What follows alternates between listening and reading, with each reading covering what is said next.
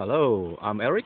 I'm back, and so this is the second discussion on the payment for order flow. And then in the last video, we talked about what is the mechanics of of a payment for order flow. Yeah, and then so we said that everybody is happy, the big market maker is happy because they're doing a lot of business, and then the retail brokers, the small retail brokers are happy because they are receiving commissions from the big market makers.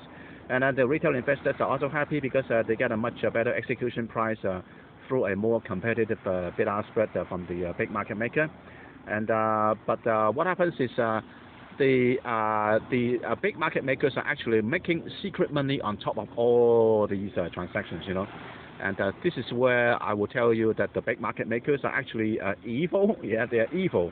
And then they have a secret weapon that they can use to make extra money, and they don't want to tell you. Yeah, they don't want you to know. Yeah, and that secret little weapon is called front running. Yeah, so let me enlarge it, and you'll see this dirty little secret called front running. Yeah, so front running basically means that you are jumping the queue. Yeah, so that means that the big market makers are jumping the queue.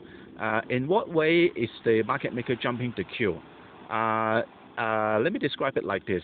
When the big market makers, when they suck up all these, small retail orders from the retail brokers, they always say, all these small retail orders are going to be directly rerouted to an algorithm for execution. Yeah, they say all these orders are going to be directed to the algorithm for immediate execution.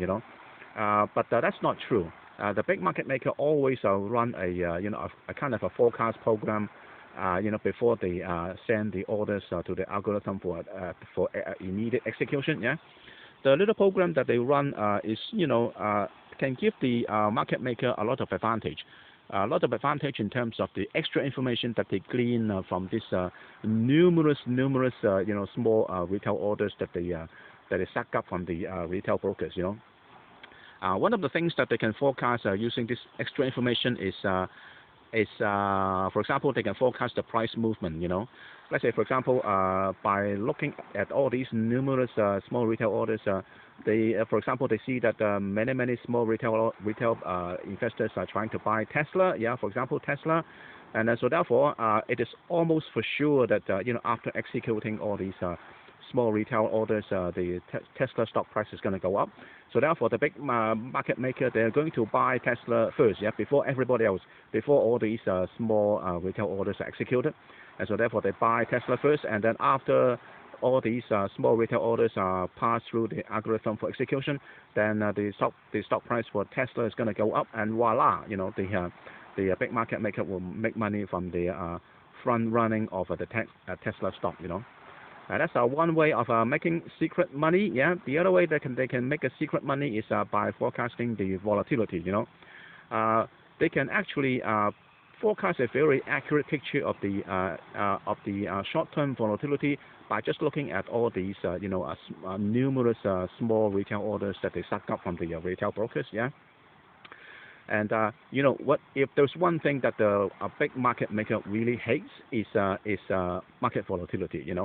Market volatility basically means that sometimes the prices go up a lot, sometimes they go down a lot, and the big market maker really hates this kind of thing, because if you have a high volatility, then the market maker will suddenly accumulate a lot of money, a lot of positions either on the ask side or on the bid side. Yeah, and this money will just accumulate, and they cannot get rid of these positions.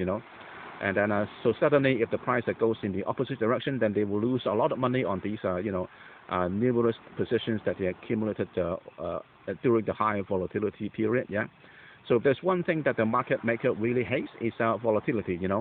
And so therefore, by circumventing this disaster, they will try to widen the bid-ask spread. So one of the weapons that the market maker can use to alleviate the volatility problem is to widen the bid-ask spread. Yeah. So therefore, that means they can avoid accumulating too many positions either on the ask side or on the bid side. And so how do they accurately forecast the volatility? Well, by just looking at the all these small numerous retail orders that they stack up from the retail brokers, you know. So therefore, all these, payment for order flow, yeah, they paid a little bit of payment to the retail brokers, but they get back a lot of information, a lot of valuable information, that they can use to do front running, either front running in terms of making profit on a directional bet on the stock movement, or by front running on the forecasting an accurate picture of the short-term volatility, so that they can widen the bid-ask spread in order to avoid losses during the high volatility period. So there are many other advantages that they can have by gleaning at this extra information that they stack up from the retail broker.